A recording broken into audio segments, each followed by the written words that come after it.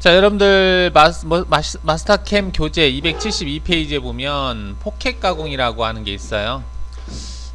포켓이라고 하면은 닫혀있는 어떤 부분을 작업하는 것을 포켓 가공이라고 하는데, 여기 이제 이미지를 보시면은 알 것 같아요. 이렇게 하는데, 윤곽 가공으로도 여러분들이 충분히 작업을 할 수가 있는데, 전에 우리가 이제 포켓 형상을 작업할 때 진입할 때 램프로 원형으로 진입을 해서 안에를 이제 일단은 진입하는 부분을 만든 다음에 작업을 했었는데, 그러한 기능들이 옵션에 다 들어가 있어요. 그래서 쉽게 할 수 있는 기능인데,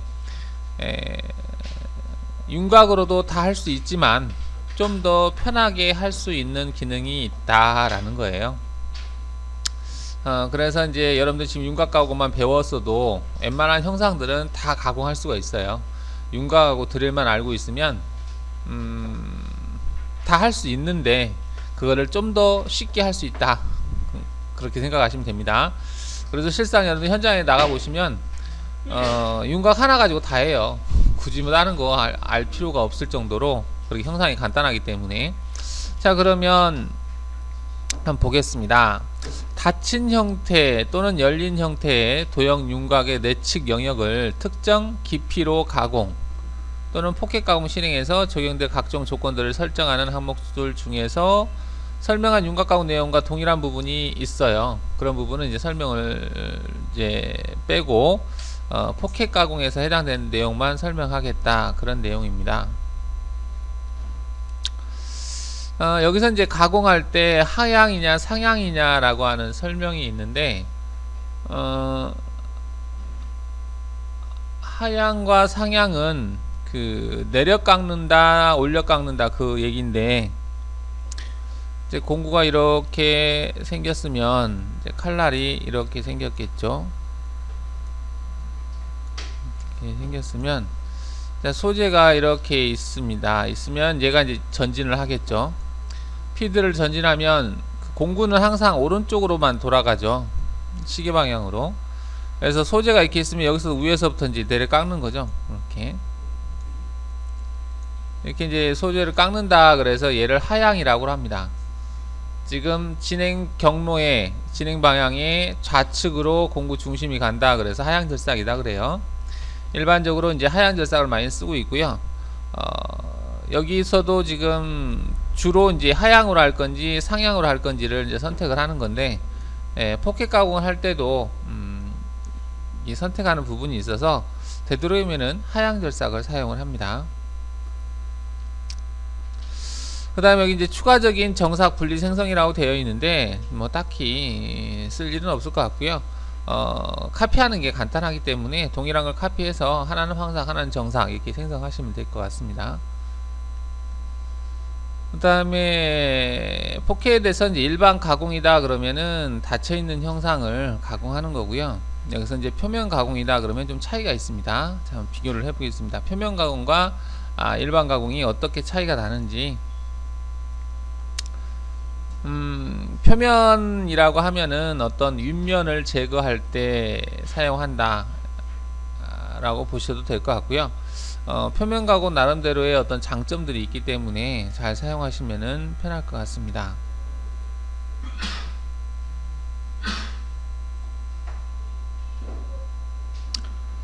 자, 여기에다가 사각형을 좀 그려보면, 자, 이렇게 해서 사각형을 그리겠습니다. 여기를 80에 80으로 하겠다라고 한다면, 이렇게 그려놓고 원으로 여기를 이렇게 그려 넣어 볼까요? 이렇게 한 20 정도로 해서 그려 놓겠습니다. 가령 이렇게 그려 놓고 가공 경로에서 포켓 가공을 선택한 다음에 이 대상만 선택하게 되면 이 대상 안에서 포켓 가공이 되는 거예요. 목록은 이제 공구는 18짜리 평행드밀로 선택을 해 보겠습니다.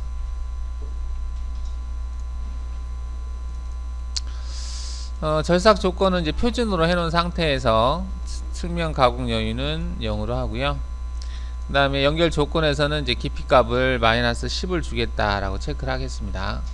자, 다른 거는 아무것도 손 안 대고 그냥 이것만 확인해 볼게요. 자, 그러면 이렇게 작업이 되는데, 이제 공구가 내려와서 지금 돌아가는데 우연찮게 저기서 돌아가네요. 일단은 이 동그라미하고는 아무 상관이 없습니다. 그냥 우연찮게 거기 도는 거고, 이렇게 이런 식으로 해서 안에를 파 나간다. 윤곽 가공을 한다면은 측면 횟수를 주고 간격을 주고 이런 것들 다 하는데, 포켓에서는 기본적으로 어떤 대상을 선택하면 이처럼 안에를 싹 제거해요. 이 코너 부위는 공구의 알 때문에 생기는 알이고요. 이게 이제 포켓 가공입니다.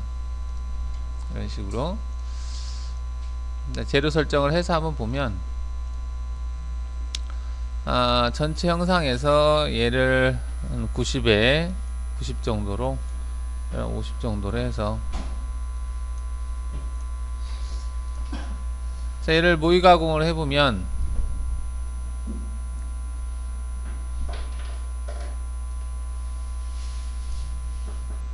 여기 이제 닫혀있는 형태에서 안쪽을 제거해 나간다는 얘기죠. 이런 식으로 특정 어떤 형상이 있으면 그 형상 안에를 제거하는 기능, 이걸 포켓 가공이라고 그래요. 자, 지금 본 거는 이제 일반적인 포켓 가공 형태인데, 표면 가공을 선택했을 때는, 이 포켓 가공을 했을 때는 보시면은 이 범위 밖으로는 절삭 부위가 넘어가질 않아요. 이 사각형 밖으로는. 하지만 표면 가공을 선택했을 때 뒤로 복사를 해서 얘를 표면 가공으로 선택을 하고 그냥 확인 한번 눌러보면요, 아까하고는 좀 틀린데 보시면은 아예 범위를 싹 덮어버려요.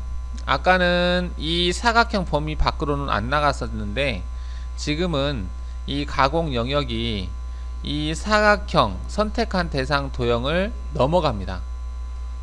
여기까지는 똑같은데 한 번 더 쳐서 넘어가 버려요. 완전히. 이게 표면 가공이에요. 그리고 이제 표면 가공은 바깥에서 진입을 해요. 일반적으로. 왜냐면 표면 가공을 한다는 얘기는 이 범위 밖에서 들어온다는 얘기거든요. 얘와 얘는 차이가 있다. 얘는 안쪽 영역에서만 작업한다. 안쪽에서만 작업한다 라고 보시면 되겠고, 이렇게 이 범위 안에서만 작업하는 거고요. 얘 같은 경우는 그 범위를 다 덮는다. 진입할 때도 외곽에서 진입을 한다. 이렇게 볼 수가 있겠죠. 이게 일반 가공과 표면 가공의 차이점이에요. 그리고 또 차이점이 뭐냐면, 여기다가 체인을 하나를 포함을 시켜 볼게요. 체인 추가로 얘를 추가를 시켜 보겠습니다. 그래서 재생성을 해보고요. 했을 때 얘가 어떻게 움직이는지 보면, 자, 얘는 이제 두 개 대상 범위 내에서 가공 범위를 인식을 해서 경로를 생성하는 건데, 이 부위를 못 들어가네요. 여기 두 개의 사이 간격이 얼마인지 한번 보겠습니다. 최단선 그리기, 얘와 얘 최단선을 그려서 선택한 다음에 F4를 찍어보면 8.5가 나오네요. 그래서 공구 10파이짜리 못 들어갔네요. 공구를 8파이짜리로 바꿔보겠습니다. 8로 바꿔서요, 전부 재생성하고 얘만 보면은 이제 공구가 들어갔죠. 자, 이 상태에서 얘를 경로를 확인해 보면, 일반적인 가공 형태에서는 두 개의 대상 범위를 선택을 하게 되면 그 사이가 가공 부위가 돼요. 지금 여기가 가공이 안 된 부위가 생기는데, 이런 것들은 이제 황삭에서 이 가공 형태를 선택하시면 되는데, 일정한 오버랩을 하면은 아마 다 들어갈 거예요. 그래서 다시 한번 경로 확인을 해 보겠습니다.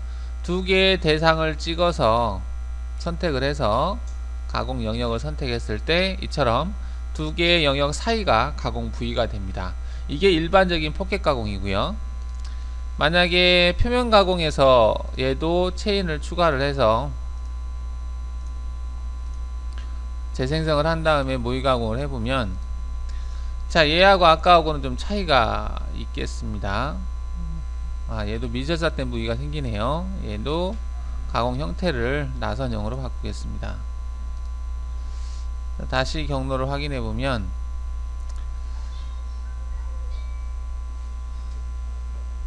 자, 이처럼 표면 가공이라고 하면은 이 외곽에 있는 범위는 다 포함을 시키고요. 안쪽에 있는 영역은 일반 가공처럼 이렇게 정확하게 그 대상까지만 작업을 해요. 이게 차이가 나죠. 자, 이걸 두 개를 모의 가공을 했을 때 위에 거를 모의 가공한 걸 보면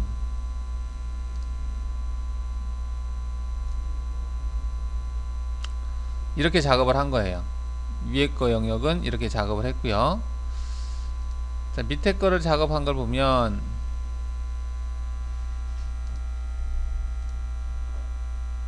가운데 있는 이 형상만 남겨놓고 싹 제거해 버린다는 거죠. 두 개가 좀 차이가 있죠. 이것과 저거의 차이가 있습니다. 우리가 트림 가공, 트림 기능을 썼었잖아요. 윤곽 가공에서 그 기능을 쓰지 않아도 된다는 거죠. 표면 가공을 하게 되면 자, 일반 가공 형태와 표면 가공을 한번 비교를 해봤습니다. 자, 표면 가공에서 여기 오버랩이라고 하는 게 있는데 이건 확장이에요. 확장이라고 하는 것은 뭐냐면 평면 보기를 했을 때 얘가 이제 그 원래 영역은 여기까지죠. 이 도형까지. 근데 그 도형을 벗어나서 얼마까지 더 외곽으로 확장할 거냐, 그걸 얘기하는 겁니다. 그 확장하는 범위가 지금 얘 같은 경우는 50%가 확장 범위로 되어 있네요. 그래서 그 4mm 정도가 더 외곽으로 절삭 부위가 벗어나 있다라는 얘기입니다. 그 다음에 접근 거리라고 하는 것은 그 외곽에서 진입을 할 때 바깥에서 진입을 하는 거죠. 얘처럼 얘가 지금 여기 바깥에서 진입을 하고 있는 거죠. 이 부위에서 공구가 위아래가 좀 틀리고 있네요. 원래 이제 대상 도형은 여기는 이 대상 도형인데 도형에서 얼마 정도 거리에서 진입을 할 거냐. 지금 이 부위가 y가 51이고 현재 여기가 41이네요. 51, 41 정도, 한 10 정도가 지금 확장이 된 것 같은데 조건을 한번 볼까요? 10 정도가 확장이 됐네요. 그 다음에 진출 거리라고 하는 것은 이제 다 끝나고 나서 벗어날 때 얘가 0으로 해놨기 때문에 그냥 얘는 그대로 끝날 때 그대로 끝나는 걸로 보시면 될 것 같습니다. 끝나는 위치를 한번 확인해 보면 여기는 이제 정삭에 해당이 되겠고 여기도 정삭이고요. 여기가 이제 끝나는 부위가 되는 것 같아요. 여기서 끝날 때 그냥 확장하지 않고 바로 여기서 끝났다는 얘기죠. 확장을 한번 체크를 해볼까요? 여기도 한 10 정도를 확장하겠다 해서 다시 한번 재생성을 해보면 이처럼 여기 부위에서 확장이 되더라. 여기서 확장이 됐죠. 들어올 때도 여기서 확장을 했고 나갈 때도 여기서 확장을 했다라는 얘기입니다.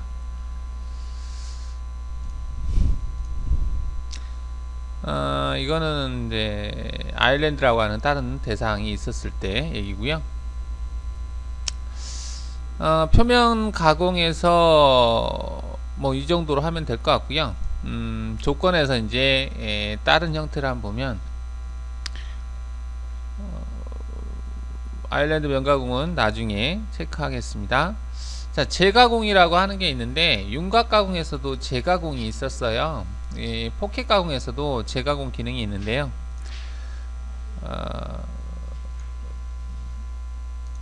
자, 지금 여기 부분을 보면 이 코너 부위에다가 지금 8짜리인데요. 여기를 그 ER로 처리를 해 보겠습니다. 필렛 기능에서 체인 필렛으로 얘를 선택을 하고요. R 값을 2로 바꿔 볼게요. ER이 이렇게 만들어졌죠. 자, 이 상태에서 전체 다시 체인을 선택을 해서 일단은 표면 가공은 끄고요. 일반 가공 형태에서 얘를 보면은 쭉 가공하는데 이게 2R이다 보니까 8파이짜리로 작업하면 4R이 만들어지는 거죠. 그래서 미절삭된 부위가 이렇게 남는데 이 미절삭된 부위만 작은 공구를 가지고 여기만 살짝 제거해 주는 기능, 그게 재가공이에요. 그러면 얘를 그대로 오른쪽 마우스를 클릭을 해서 아래로 복사를 한 다음에 공구를 2R짜리 4파이짜리가 되겠죠. 4파이짜리 공구를 선택을 해서 얘를 가지고 작업을 할 때는 여기를 재가공을 선택을 하고요. 이 공구를 쓰기 전에 사용한 공구가 지금 8짜리니까 8을 입력을 하고 확장을 일단 0을 놓고 하겠습니다. 확인하겠습니다. 그래서 재생성을 해보면 두 개를 같이 한번 선택을 해서 보면 이 영역은 지금 8파이짜리 평 엔드밀을 가지고 작업한 영역이고요. 그 다음에 뒤에 나와 있는 이 부분이 이제 4파이짜리 평 엔드밀을 가지고 작업한 영역이에요. 미절삭된 부위가 딱 여기죠. 여기서부터 작업을 하고 빠진다는 얘기죠. 근데 진입복귀가 너무 크죠. 진입복귀는 윤곽하고 똑같습니다. 그래서 진입복귀 거기서 이제 나중에 수정을 할 거고요. 이런 식으로 미절삭된 부위만 골라서 작업하는 기능, 이게 재가공 기능이에요. 이 부위만 제거를 하고 빠지는 거죠.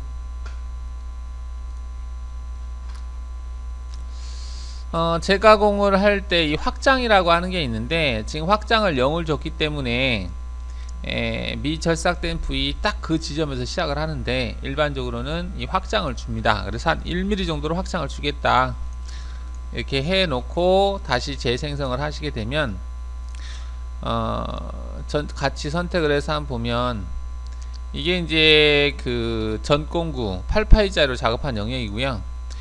여기에서 이제 4파이짜리로 작업한 영역이 진입하는 지점이, 자, 여기 진입을 할 때 원래는 여기서부터 스타트를 해야 되는데, 여기에서부터 여기까지 한 1mm 정도의 확장을 해서 여기서부터 진입을 해서 작업을 하고 빠진다라는 거죠. 그러면은 좀 더 부드럽겠죠, 이 부분이. 그래서 일반적으로 확장 기능을 사용을 합니다.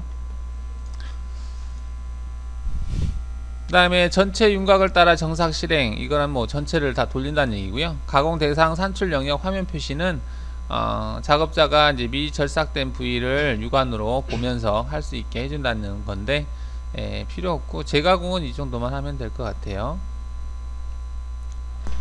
열린 포켓이라고 하는 게 있는데, 일반적으로 이제 포켓 가공을 할 때 닫혀있는 대상만 가능하느냐 이렇게 하는데, 열려있는 형태도 가능하다라는 얘기예요.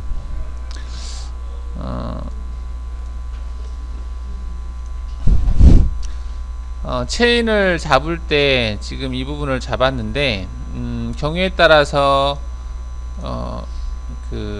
이렇게 그려서 이 부위를 좀 제거를 하고 싶을 때가 있겠죠. 자, 그럴 때 이렇게 그려 놓고 얘를 지우고요. 경로에서 포켓 가공 기능을 이용을 해서 얘를 대상 체인을 잡고, 공구는 뭐 이걸로 한다라고 하고요. 여기서 열린 포켓을 선택을 하게 되면,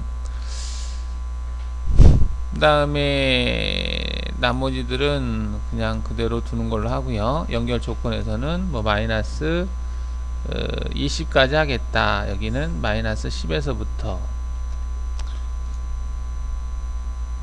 진입을 이렇게 했는데, 자, 그럼 얘를 한번 보면은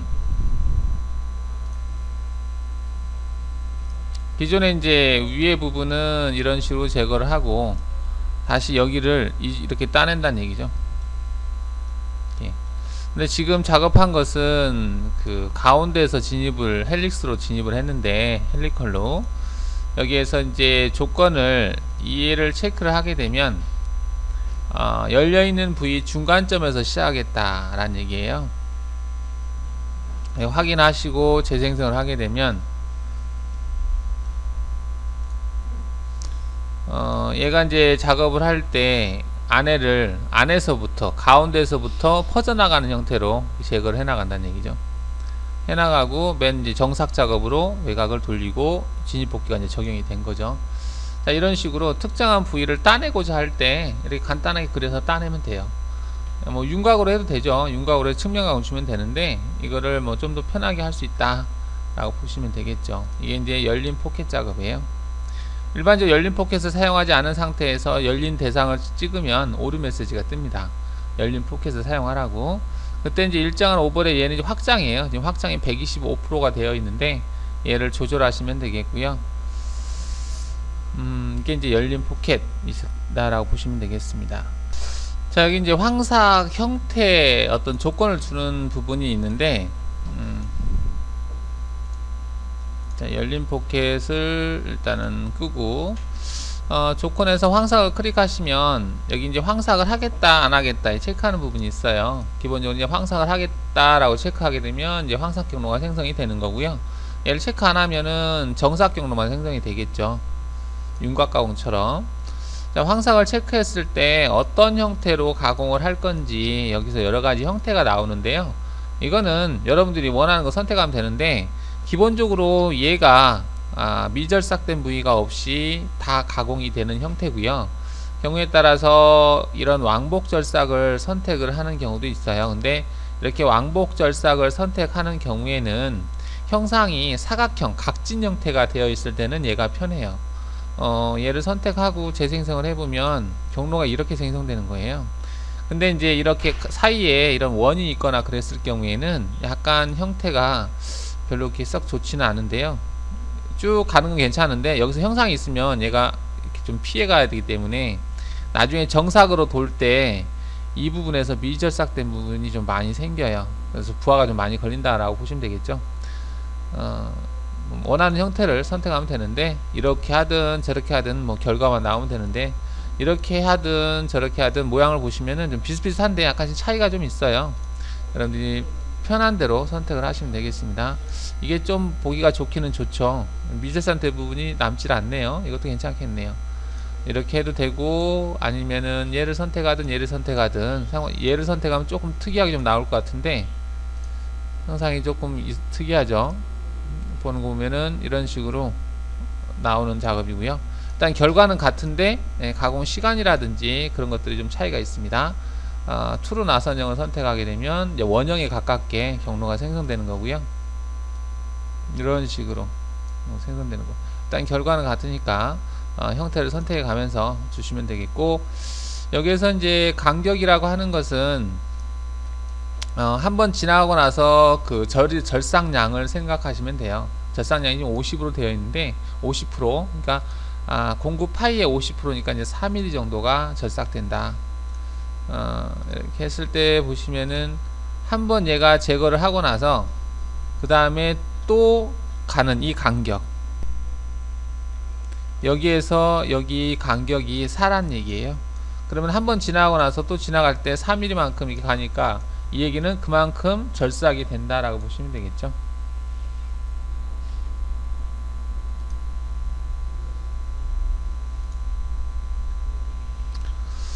여기 이제 가공 형태에 따라서 뭐 장점 같은 걸 설명을 하고 있는데요. 이제 공구 크기 비율값, 그 다음에 가공 간격은 내가 원하는 간격값을 그대로 주는 거고요. 비율이라 그러면은 공구 지름에 대한 비율, 값을 넣어도 되고 비율을 넣어도 되고 그래요. 그 다음에 이제 가공 각도라고 되어 있는데, 얘는 특정한 형태만 활성화가 돼요. 특히 이제 왕복절삭 같은 경우는 0도를 체크하게 되면 수평으로 되는 거고, 얘를 45도를 체크하고 재생성을 하게 되면 45도 경사지기에 경로가 생성되는 거죠. 45도로 원하는 형태를 취하시면 되겠습니다. 그 다음에 공구 손상 최소화라고 되어 있는데, 이거는 경로를 생성하다 보면 일정한 부하가 걸리지 않고 경우에 따라서 많은 부하가 걸리는 부위를 경로를 좀 추가를 시켜서 공구 파손을 좀 방지해 주는 차원에서 추가적으로 경로를 추가시켜 주겠다, 그런 내용이에요. 체크해 주는 게 좋겠지만 얘를 체크했을 때 약간 경로가 좀 더 많아지겠죠. 일단 미절삭된 부위가 남지 않거나 그러면은 체크 안 하셔도 상관은 없을 것 같아요. 체크해 놓으면은 좀 더 안정적으로 작업이 되겠죠. 그 다음 내측에서 외측으로 절삭이라고 체크가 되어 있는데, 얘가 체크가 되어 있으면 시작하는 지점이 가운데서 시작을 해요. 보면은 가운데서 시작을 해죠. 여기 가운데 시작을 해서 외곽으로 퍼져나가는 형태로 지금 작업하는 걸 볼 수가 있어요. 이게 이제 내측에서 외측이고요. 얘를 끄게 되면 밖에서부터 안으로 들어오는 형태로 하겠다라는 얘기예요. 밖에서부터 안으로 들어온다. 모양을 보시면 이해가 가실 거예요. 그 다음에 일정한 오버랩 나선형 가공에 대한 재료 표시인데 딱히 뭐 별 필요는 없을 것 같고요. 일정한 오버랩 이것도 뭐 재가공에 대한 공차인데 그 다음에 여기 이제 트로코달 절삭이라고 되어 있는 거 있는데 이거는 고속 절삭에서 해당되는 부분인데 부하가 많이 걸리는 부위에서 얘가 휘어지는 형태로 작업을 하겠다는 얘기예요.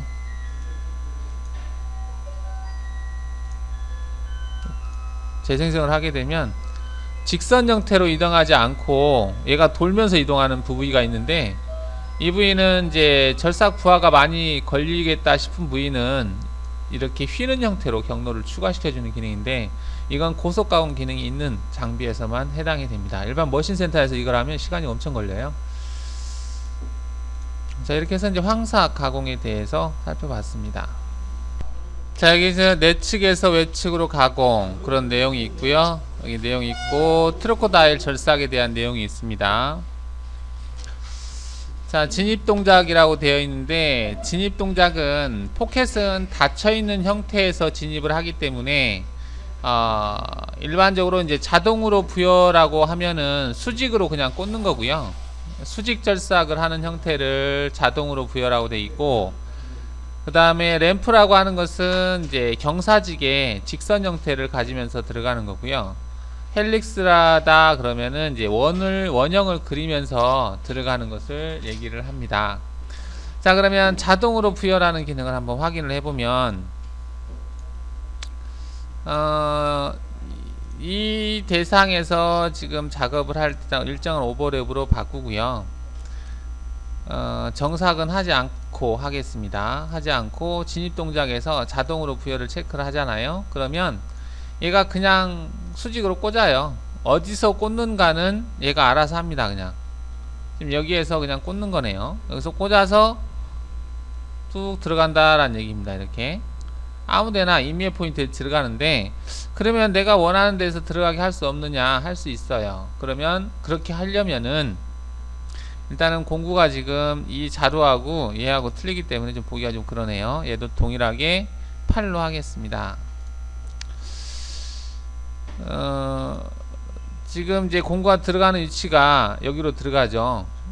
근데 나는 이 원점에서 들어가게 하고 싶다. 그러면 이 도형을 선택하는 부위에서 체인 추가로 점을 추가를 시켜주면 그 점에서 진입하게 할 수 있어요. 윤곽 가공에서도 진입점을 사용하는 기능이 있었죠. 그거다 유사합니다. 그래서 점을 선택한 다음에 임의의 점을 그냥 찍어주면 이 점에서 들어가게 할 수 있다라는 얘기입니다. 점 체인에서 들어가서 체인 형태를 돌겠다라는 얘기예요. 재생성을 해주면은 얘가 여기서 들어가죠. 이 지점에서 들어간다. 이 지점에서 들어가서 Z-C까지 들어갔죠. Z-C까지 들어간 상태에서 이제 돌고 돈다. 쭉 안에를 이제 파면서 다니는 거죠. 이렇게 제거하는 거예요. 진입점을 사용할 수 있다. 이게 이제 자동 부여라고 하는 진입 형태에서 자동 부여 이 부분에서 선택한 포인트가 없다라고 한다면은 얘가 알아서 자동으로 진입점을 선택을 해서 수직으로 내려간다. 이게 자동으로 부여예요. 자, 그럼 램프라고 하는 걸 보겠습니다. 램프는 지그재그로 들어가는 것을 램프라고 한다. 여러분들이 윤곽 가공에서 램프라고 하는 기능이 있었죠. 가공 형태에서 그거하고 비슷한데 그거를 하나로 묶는 거죠. 우리는 따로따로 진입할 때 램프로 홀을 뚫고 그 다음에 그 지점으로 들어가서 뭐 윤곽 가공을 하고 이렇게 했었는데 그거를 합쳐 놨다라고 보시면 될 것 같습니다. 자, 램프를 체크하게 되면 이렇게 뜨는데요. 여기서 이제 최소 길이다 라고 하면은 이제 램프로 직선 형태를 취하면서 들어갈 텐데 그 들어가는 길이를 결정하는 건데 아무것도 손 안 대고 그냥 확인 눌러 보겠습니다. 자, 재생성 한번 해보죠. 자, 램프가 어디서 적용이 됐는지 약간 틀어서 보면 여기서 적용이 된 걸 볼 수가 있죠. 자, 얘가 움직이는 걸 보면 이렇게 지그재그로 들어가는 거예요. 지그재그로 들어가면서 그 최종 깊이에서 이제 작업이 들어가는 거죠. 들어가는 동작이 이 지그재그로 들어가면서 안을 파낸다라는 얘기죠. 수직으로 꽂아버리면은 일반 커터 같은 경우는 가운데에 절삭날이 없기 때문에 작업을 못해요. 그리고 평핸드밀도 일반적으로 이제 수직 가공보다는 측면으로 약간 경사지게 들어가는 형태를 취하는데 그 경사값은 아까 그 조건에서 줄 수 있고요. 그래서 이런 식으로 해서 들어가는 형태 취하는 것을 램프다. 이때 이제 길이값, 여기서 왔다 갔다 할 때 그 길이값을 결정을 할 때 여기서 최소값, 최대값으로 결정을 해요. 그래서 최대값을 많이 키우게 되면 여기 뭐 20 정도 하겠다 그러면은 얘가 최대로 넓힐 수 있는 그 공간이 되면은 최대로 넓혀요. 그래서 키운다는 얘기죠. 이런 식으로. 그래서 여기서 보시면은 아까보다는 많이 넓어졌죠. 이 진입하는 형태가. 이렇게 조절을 할 수 있다는 얘기고요. 그 다음에 Z 높이라고 하는 건 뭐냐면은 이거는 이제 재료 상단에서 얼마 전부터 램프가 적용을 할 거냐 이거거든요. 얘는 1이라고 되어 있기 때문에 Z1까지는 스트레이트 직선 형태로 내려오고요. Z1부터는 램프가 적용이 되는 거예요. 자, 얘를 보시면 얘가 내려갈 때 이 높이가 지금 Z가 1이에요. Z1인 지점에서부터 램프가 적용이 되는 거죠. 지그재그로. Z가 1인, 여기가 Z가 1인데 여기에서부터 램프가 적용이 된다. 램프가 적용이 되면서 들어간다는 얘기죠. 그 다음에 XY 여유라고 하는 것은 뭐냐면은 가공 대상 도형에서 1mm만큼을 띄우겠다는 얘기예요. 얘를 1mm라고 하는 게 뭘 얘기하냐면 평면 보기 상태에서 검증을 켜고 가는 걸 보면은 여기에서 여기까지가 1mm가 떨어졌다는 얘기예요. 이 부위에서부터 이 부위까지가 1mm가 떨어져 있다라는 얘기입니다. 이 윤곽 형태에서 1mm 정도를 여유를 주겠다. 왜 그러면 여기를 1mm를 여유를 두느냐? 이 램프로 진입을 할 때는 아무래도 절삭 부하가 많이 걸리고 하다 보면 이 면이 깨끗하지 못해요. 근데 이 정삭 그 대상 도형까지 절삭을 하게 되면 이 절삭면이 깨끗하지 못하기 때문에 어느 정도를 남겨놓는 거죠. 그러면 나중에 가공을 할 때 이 부분을 정삭 가공을 한다든지 했을 때 깨끗하게 제거가 될 수 있잖아요. 그래서 진입을 할 때는 이 대상 도형에서 여유값을 줍니다. 그 여유값이 XY 여유라고 하는 거예요. 그 다음에 경사 각도는 뭔 말인지 알 거예요. 3도 경사가 들어가는데 얘는 정면에서 보면 얘가 각도값이에요. 얘가 내려가는 이 각도값, 얼마 경사로 얘가 내려가게 할 거냐, 이거를 램프 각도라고 하고요. 일반적으로 3도를 주시면 되겠어요. 이거는 커터 같은 경우는 공구 카탈로그에 몇 도 경사까지 허용한다라고 되어 있습니다. 그 각도값을 적용하시면 되겠고요. 그 다음에 자동 각도 사용이라고 하는 게 있고 이제 0도라고 되어 있는데 얘는 0도라고 하는 것이 지금 뭘 얘기하냐면은 평면에서 봤을 때 이게 지금 램프 구간이거든요. 이게 지금 0도인 방향으로 간다는 얘기예요. 만약에 45도를 체크하면 얘가 이렇게 45도로 가요. 90도 하면 90도로 가고 이렇게 각도를 제어한다는 얘기고요. 그 다음 자동 각도를 사용을 체크를 하게 되면 얘가 알아서 그 넓은 부위를 찾겠다는 얘기예요. 자, 그럼 얘를 한번 설명을 하기 위해서 여기에다가 오브라운드 형태를 그려서 차이점을 확인해 보겠습니다.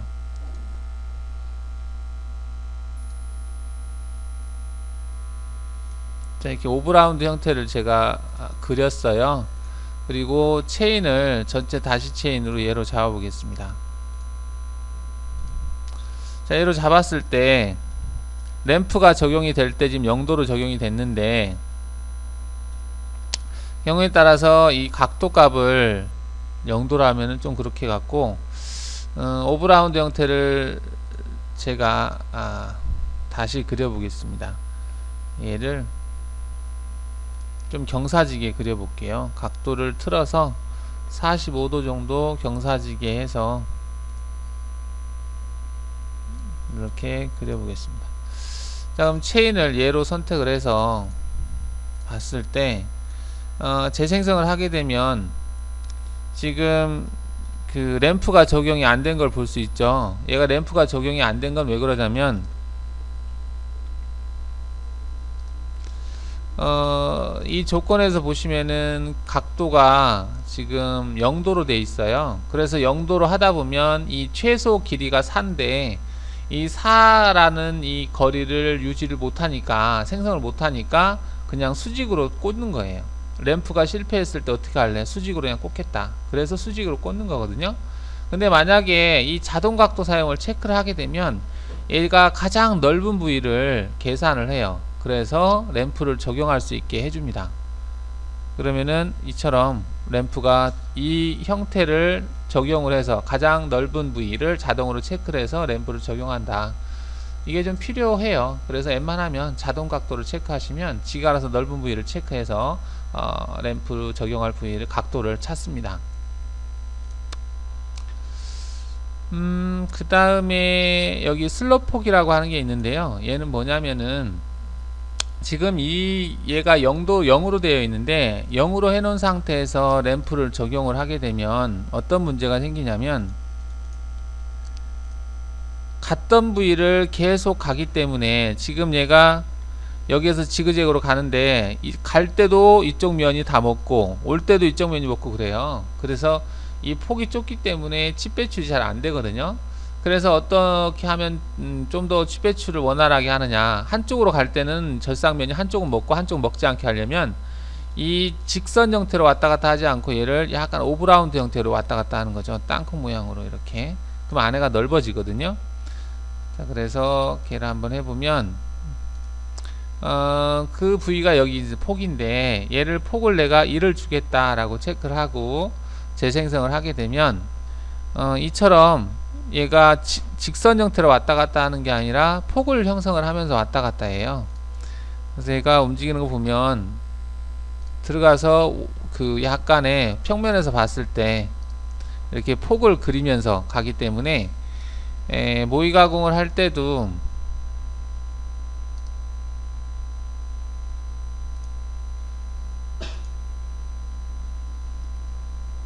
처음에 이제 이쪽에 공간이 약간 남아있죠. 그래서 칩 배출이 좀 더 용이하게 칩 배출을 할 수 있다. 용이하게 할 수 있다는 얘기죠. 이 부분이 남아있기 때문에 여기 공간이 남아있죠.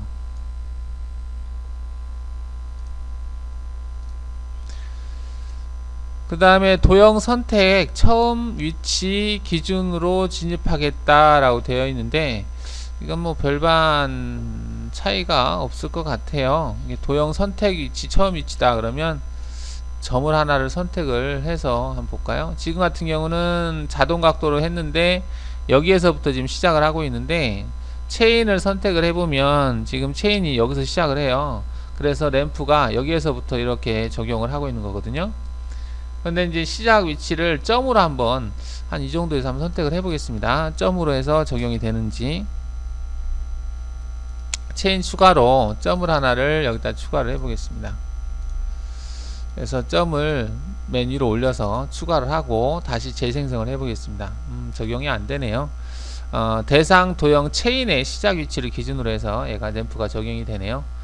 일단 뭐 이렇다라고 보시면 되겠고, 얘를 체크를 해볼까요? 도형 선택 처음 위치 기준으로 진입하겠다. 체크하고 재생성 해보겠습니다.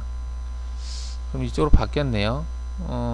지금 램프가 여기서 적용을 하고 있는데 그거하고는 조금 별개인 것 같습니다.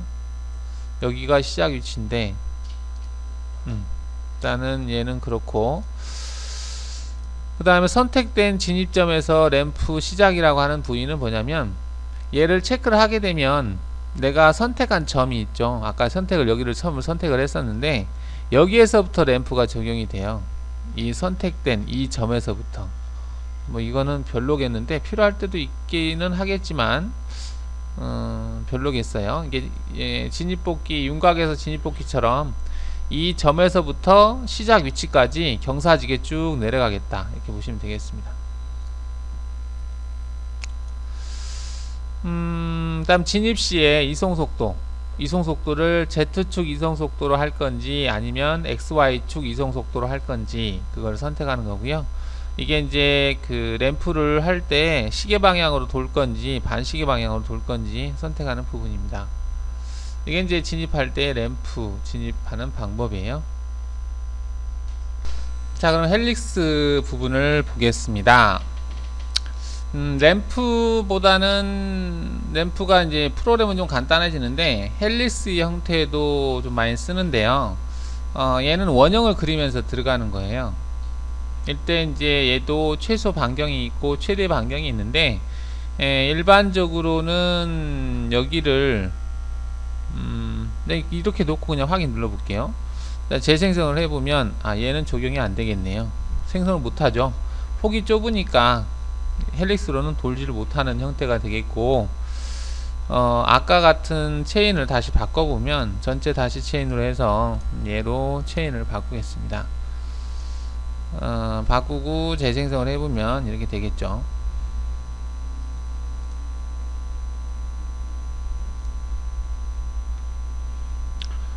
자, 얘가 이제 움직이는 걸 보면 원형으로 도는 거예요. 이렇게 얘가 빙빙빙 돌면서 들어가죠. 돌면서 들어가는데 얘가 돌 때 그 R값이라고 하는 것은 이 원의 R값이에요.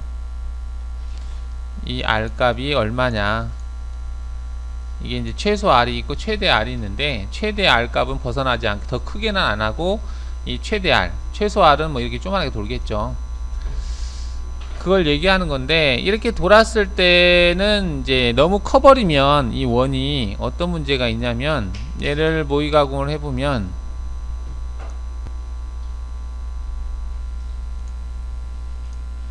이렇게 가운데가 볼록 튀어나온 형태가 돼요.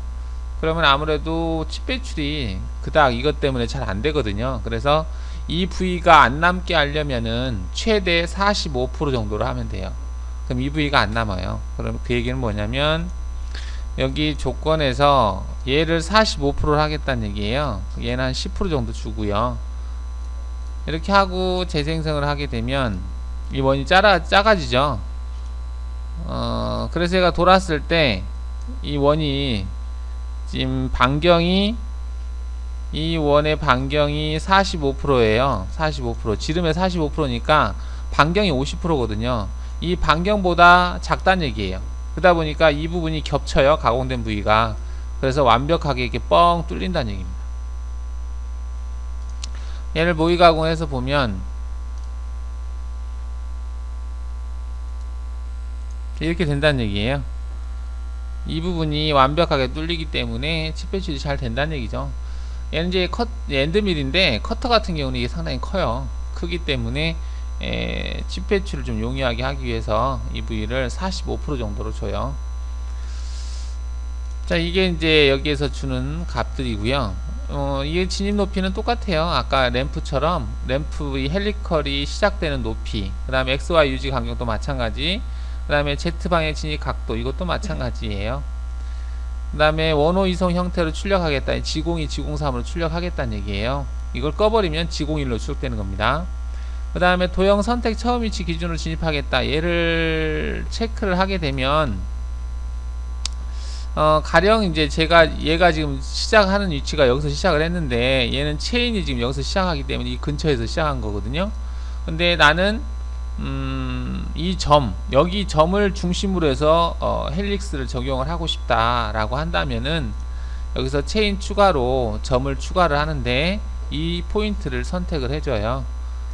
그리고 얘를 위로 올려놓으면 재생성을 했을 때 여기에서 돌아요. 이 원을 기준으로 해서 돕니다. 이렇게 해서 얘를 하게 되면 이렇게 돈다는 얘기죠. 이 원을 기준으로 해서 이렇게 돌게 할 수 있다는 얘기예요. 이 원점을 선택한 점을 기준해서 돌게 하겠다라는 얘기죠. 그 밖에 다른 것들은 뭐 별거 없고요. 다음에 윤곽 형태로 진입이라고 하는 건 있는데, 이거는 프로파일 형태, 외곽 형태를 따라서 도는 거예요. 얘를 하겠다라고 해서 재생성을 하게 되면, 지금 얘를 보면은 외곽을 돌면서 이렇게 램프로 적용이 된 거예요. 이 구간이 얘를 따라서 램프가 적용이 된 거죠. 윤곽 형태로.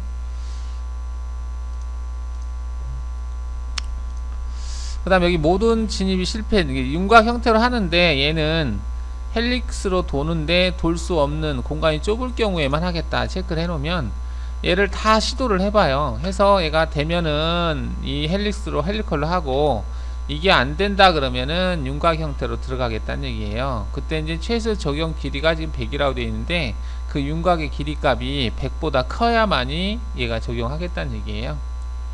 그 다음에 방향이고, 그 다음에 모든 작업을 실패했을 때 이거는 윤곽 형태로도 진입을 못하고 헬릭스로도 진입을 못할 경우에는 어떻게 할래?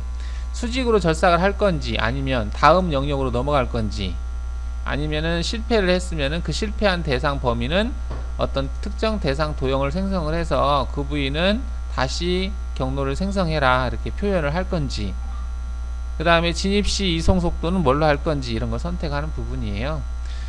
커터를 썼을 경우에는 반드시 얘를 체크를 해야 됩니다. 왜냐하면 커터는 수직으로 들어가 버리면 안 되거든요. 엔드밀 같은 경우는 밑날이 있을 경우에는 얘를 체크하면 실패하면 그냥 수직으로 꽂겠지만, 커터 같은 경우는 수직으로 꽂아서는 안 되거든요. 그래서 그럴 때는 다음 영역으로 그냥 회피하는 거죠. 건너뛰는 거예요. 그리고 실패한 부분은 이제 화면에 알려주는 거죠. 표시를 해서. 이렇게 해서 이제 진입하는 방법, 헬릭스라든지 램프, 그 다음에 어떤 진입점을 사전에 스타트홀을 뚫어놨을 경우에는 자동으로 부여라고 하는 기능으로 진입점을 선택하면 되겠죠. 이게 진입 동작에 대한 설명이에요. 자, 정삭에 대한 조건인데요. 정삭은 윤곽 가공하고 거의 비슷해요.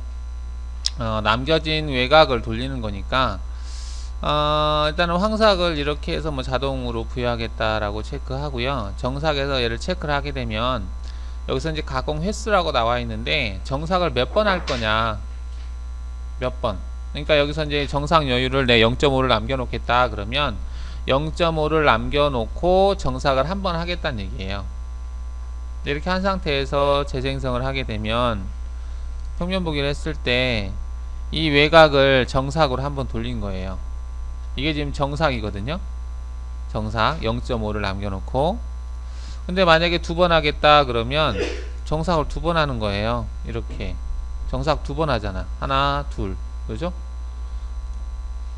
그 다음에 여기 반복 횟수라고 하는 게 있는데, 이 가공 횟수는 0.5 간격으로 해서 여러 번 측면 가공을 하는 거고, 여기서 반복 횟수를 주면은 정삭을 똑같은 경로를 또 한 번 생성하겠다는 얘기예요.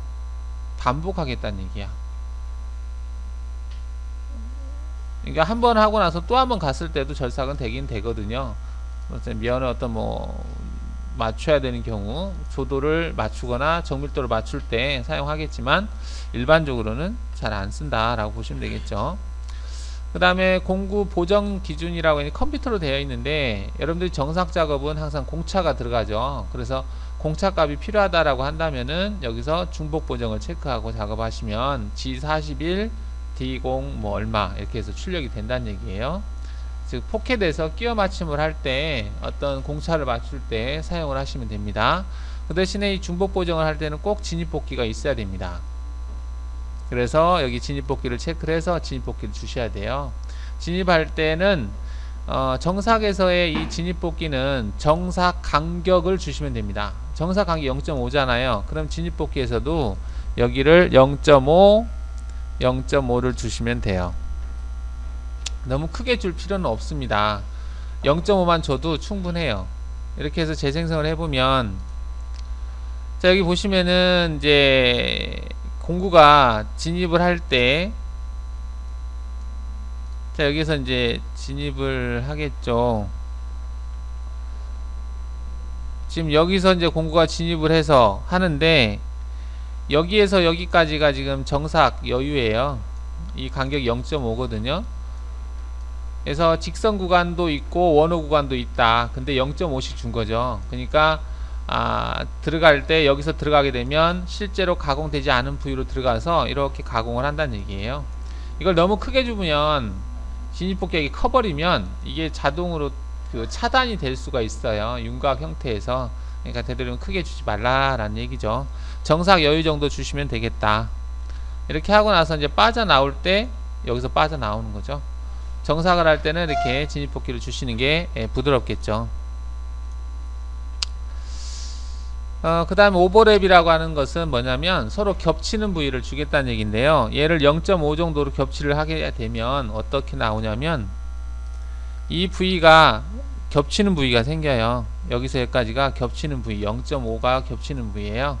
오버랩을 줌으로 해서 처음 시작하는 위치에 두 번째 이제 뭐 약간 단이 생긴다든지 그런 것들을 방지하는 차원에서 사용을 합니다. 정삭에서 이송속도, 황삭할 때 이송속도와 정삭을 할 때 이송속도를 달리 주고자 할 때는 여기서 체크를 해서 조절할 수가 있어요.